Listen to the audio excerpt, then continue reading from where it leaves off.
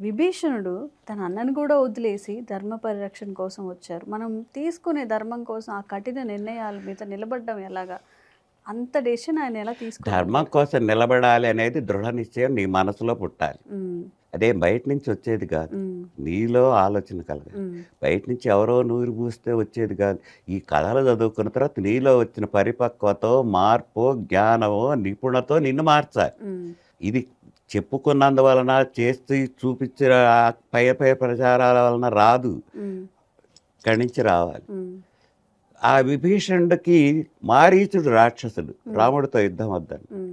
విభీషణుడు రాక్షసుడు, రాముడితో యుద్ధం వద్దన్నాడు.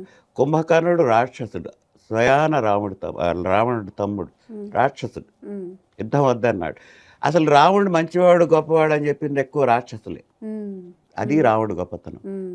సరే, ఆ విభీషణుడు చెప్పాడు అన్నకి, హ్మ్. ఇట్లా చేయకూడదన్నా, తప్పు చేశావు. హ్మ్.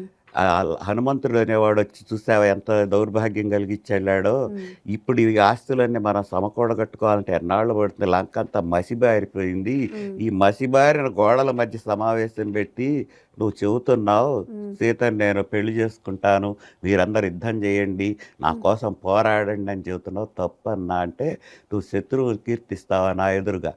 నువ్వు శత్రుపక్షపాతివి, నా దగ్గర ఉండద్దు అన్నాడు. సరే, శత్రుపక్షపాతని, అది కాక అక్కడ విభీషణుడు అహం దెబ్బతిన్నది. తను రావణుడు అంతటి వాడే కదా, ఒక విధంగా తమ్ముడే కదా. ఇంతమంది సభా మధ్యంలో అనేసరికి ఇది వదిలిపెట్టడం మంచిది అనుకున్నాడు. ఇక్కడ మీరు ఒకటి అపోహపడకూడదు. విభీషణుడు అటు రాముడి చేత రాజ్యం ఇప్పించుకున్నాడు, అపోహపడకూడదు. ఈ పక్షాన్ని నాకు కుదరదు, నా మాట కుదరదు.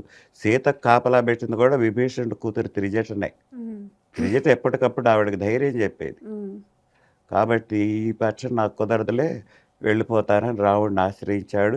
అక్కడ రావణుడి దగ్గరికి విభీషణుడు వచ్చిన తర్వాత విభీషణుడికి అభయం ఇచ్చి, నిన్ను లంకకి రాజుని చేస్తాను.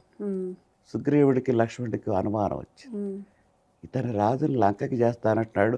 ఒకవేళ రావణుడు శరణు కొడితే అతని రాజ్యం అతనికి ఉంటుందిగా, అక్కడ భరతుడు పరిపాలన చేస్తాడుగా, ఈయనకి ఏ రాజ్యం ఇస్తాడు? మాట తప్పిన వాడు అవుతాడుగా. అప్పుడు రాముడు అంటాడు, మర్యాద పురుషోత్తముడు, మీరు అంత అపోహలు పడవాకండి. ఒకవేళ రావణుడే శరణు వేయడాడు అనుకో, సీతను తెచ్చి అతని రాజ్యం అతనే పరిపాలించుకుంటాడు.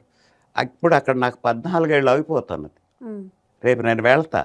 భరతుడు అప్పుడే చెప్పాడు, పాదుకా పట్టాభిషేకానికి ముందే, నువ్వు కానీ 14 ఏడు నిండి 17 రోజు ఉదయానికి, సూర్యోదయానికి నాకు కనపడకపోతే ప్రాణత్యాగం చేస్తాను, అగ్నికి ఆహుతి అయిపోతాను. నాకు 14 ఏళ్ళు సమయం అయిపోవచ్చింది. ఇప్పుడు నేను అయోధ్యకి వెళ్తాను కాబట్టి నాకు రాజ్యం ఇస్తాడు ఎవరు? భరతుడు. ఆ రాజ్యం ఇతనికి ఇస్తా, మాట ఎక్కడ తప్పారు అని చెప్పిన మర్యాద పురుషోత్తముడు.